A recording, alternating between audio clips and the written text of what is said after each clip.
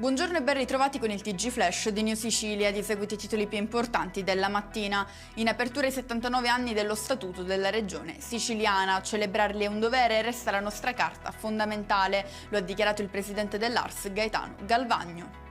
Sparatorie di Monreale, il GIP di Palermo ha convalidato il fermo anche del terzo ragazzo, Mattias Conti. Il 19enne è stato arrestato nei giorni scorsi con l'accusa di concorso in strage e detenzione illegale di arma da fuoco. Secondo la ricostruzione degli inquirenti, il 27 aprile Conti avrebbe sparato tra la folla insieme a Salvo Calvaruso.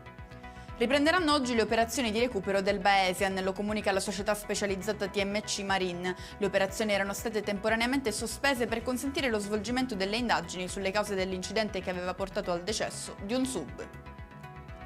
Finiscono agli arresti domiciliari il rappresentante legale e il direttore commerciale di un noto supermercato di Biancavilla, in provincia di Catania. L'accusa è di sfruttamento sul lavoro, noto anche come caporalato, nei confronti di dipendenti pagati in modo tutt'altro che proporzionale alle ore di lavoro svolto. Monta invece la protesta alla zona industriale di Catania. Venerdì 16 maggio dalle 9 alle 13 i lavoratori della Conmar e i dipendenti interinali in attività nella stessa azienda protesteranno davanti alla sede della Tresan per chiedere rispetto e diritti. A organizzare lo sciopero con presidio sono la FIUM e il NIDIL CGIL Catania. E con questo è tutto, prossimo appuntamento più tardi alle 19:30. Grazie per averci seguito, buon proseguimento di giornata.